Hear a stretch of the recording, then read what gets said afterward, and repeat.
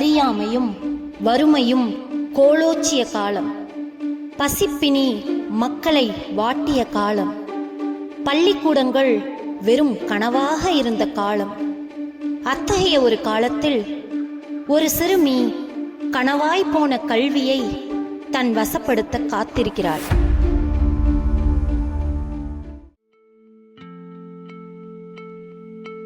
அப்பா, எனக்கு பள்ளிக்கூடத்துக்கு போகணும்.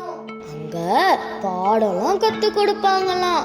பெரிய புக்கா இருக்குன்னு சொன்னாங்கப்பா. ஏ புள்ள, இந்த வயல் தான் நமக்கு சோறு போடுது. மழை இல்லை, நெல்லும் விளையலை. உன்னை படிக்க வைக்க எனக்கு எங்கம்மா வசதி இருக்கு? ஆமா, இங்க பள்ளிக்கூடம் எங்க இருக்கு? நீ போய் வீட்டு வேலையை பாரு. இந்த நிலைமை மாறாதா? இந்த நாட்டோட தலைவிதியை மாத்த யாருதான் வருவா?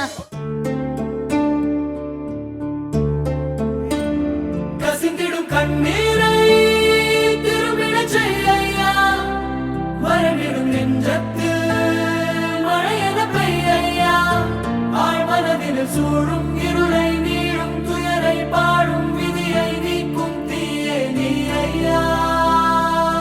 வந்தாயையா வந்தாயையா, வாழ்வை மீண்டும் தந்தாயையா.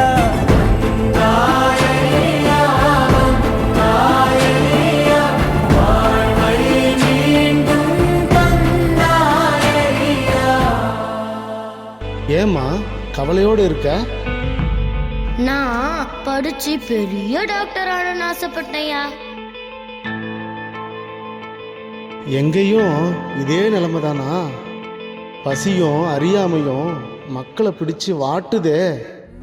இந்த பிள்ளைகளோட கனவெல்லாம் காணல் நீரா போச்சுல்ல. இந்த நிலை மாறணும். அம்மா, நீயும் படிப்ப, உன் கனவும் நிறைவேறும். பசியோட இங்க யாரும் படிக்க வேணாம். பள்ளிக்கூடங்கள் தேடி வரும். கவலைப்படாத. ரொம்ப பக்கம்தான் பக்கம்தான், நிழல் நிக்கிதே நிக்கிதே. இது மாறணும். கல்விதான் உண்மையான பலங்கிறேன். வறுமையால எந்த குழந்தையும் படிப்பை தொலைக்க கூடாது.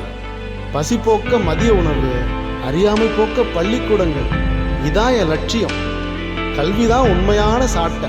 அந்த சாட்டையை எடுத்து இந்த நாட்டை திருத்துவேன்.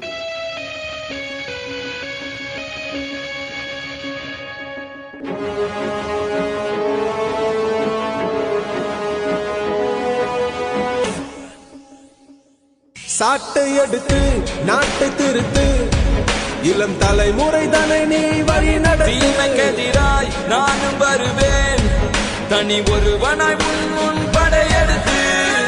ஒரு நாள் இல்லை ஒரு நாள் இந்த உலகம் வழியும் தோழா. அது நாள் வரும் முன்னே உனை வென்று முடிப்பேன். தனி ஒருவன் நினைத்து விட்டால் இந்த உலகத்தில் தடைகள் இல்லை. தனியொருவன் நினைத்து விட்டால் இந்த உலகமே தடையும் இல்லை. தவறிழைத்தாலும் அதை தடுப்பேன் நான். சுடும் தீமைகளை தினமழிப்பேன் நான். தனி ஒருவன் நான், தனி ஒருவன் நான், தனி ஒருவன் நான், தனி ஒருவன் நான்.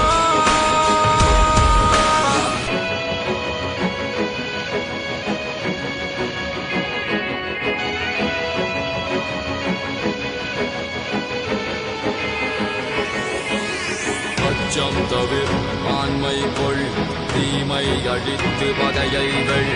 அச்சம் தவிர ஆண்மை கொள், தீமை அழித்து பகையைகள். அச்சம் தவிர ஆண்மை கொள், தீயதை எதிர்த்து பகையைகள். அச்சம் தவிர ஆண்மை கொள், தீயதை எதிர்த்து பகையைகள். தவிர தவிர தவிர பகை பகல் தவிர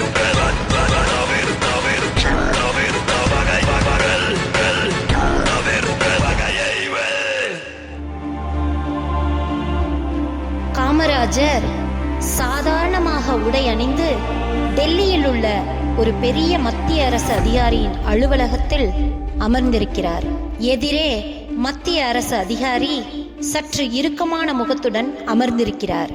காமராசர் அவர்களே, தமிழ்நாட்டில் நீங்கள் கேட்குற கனரக தொழிற்சாலைகள் வரத்துக்கான வாய்ப்பு ரொம்ப குறைவு. இங்குள்ள அறிக்கையெல்லாம் என்ன சொல்லுதுன்னா, தமிழ்நாட்டில் அதற்கான மூலப்பொருட்களும் இல்லை, திறமையான தொழிலாளர்களும் இல்லை, முக்கியமாக மின்சார வசதிகள் போதுமானதாக இல்லை அப்படின்னு சொல்லுது. அப்புறம் எப்படி உங்களுக்கு நான் தரது? ஐயா, தமிழ்நாடு வளரணும், எங்கள் இளைஞர்களுக்கெல்லாம் வேலை வாய்ப்பு கிடைக்கணும். மின்சாரம் இல்லைங்கிறது உண்மைதான். ஆனால் இல்லாததை இல்லைன்னே சொல்லிட்டு இருந்தா எப்படியா தமிழ்நாடு வளரும்? எனக்கு தெரியும், தமிழகத்தில் நிலக்கரி இல்லை, அதுக்காக அனல் மின் நிலையம் கட்ட முடியாதா? தண்ணீர் இல்லை, அதுக்காக அணைகள் கட்டவே முடியாதா? ஆனா இவ்வளவு பெரிய முதலீட்டை ஒரு மாநிலத்திற்கு மட்டும் ஒதுக்குவது, அதுவும் தகுதியற்ற மாநிலத்திற்கு. தகுதியற்ற மாநிலமா? என் மக்கள் உழைக்க தயாரா இருக்காங்க, அவங்களுக்கு வாய்ப்பு தான் இல்லை.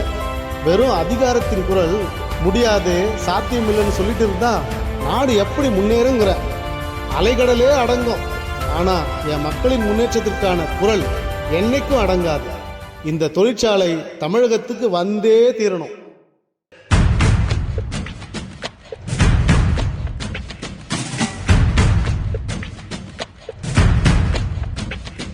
வேரும் பூவும் வேறில்லை, கருமேகம் போல நீரில்லை, அலைக்கடல் அடங்குமோ அதிகார குரலுக்கு? எப்போதும் நீரின் வீழ்ச்சி நீதானே, உன்னை நீந்தி கடக்க முடியாதே ஒரு பனித்துளி, அது எரிமலை அணைத்திடுமா?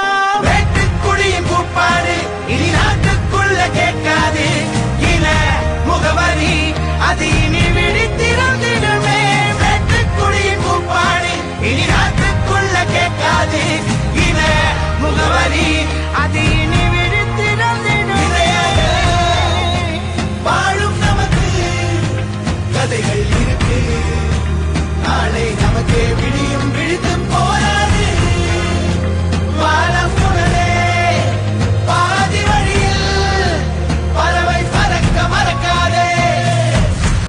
நீண்ட விவாதங்களுக்கு பிறகு காமராஜரின் விடாமுயற்சியால் சில ஆண்டுகள் கழித்து தமிழகத்தில் ஒரு பெரிய அனல் மின் நிலையம் கட்டப்பட்டு மின்சார உற்பத்தி செய்யப்பட்டது. பெரிய தொழிற்சாலைகள் உருவாகின. காமராஜர் என்னும் மாமனிதர் தந்த கல்வி என்னும் சாட்டை நம் நாட்டை எப்படி மாற்றி அமைத்தது பாருங்கள். ஒவ்வொருவரும் படித்து நாட்டின் வளர்ச்சிக்கு பங்காற்றுகிறார்கள். படித்த இளைஞர்கள் மருத்துவர்களாக, பொறியாளர்களாக, கலைஞர்களாக, விவசாயிகளாக, ஆசிரியர்களாக அவரவர் துறைகளில் சிறப்பாக செயல்படுகிறார்கள். பெருந்தலைவர் காமராசர் விதைத்த விதையின் மகத்தான பலனை இன்று நாம் அறுவடை செய்கிறோம். கல்விதான் உண்மையான ஆயுதம். அந்த ஆயுதத்தால் நாம் நமது நாட்டை மேலும் மேலும் முன்னேற்ற பாதைக்கு கொண்டு செல்வோம். கல்வி கண் தந்த காமராஜருக்கு நம் சிரம் தாழ்ந்த நன்றி.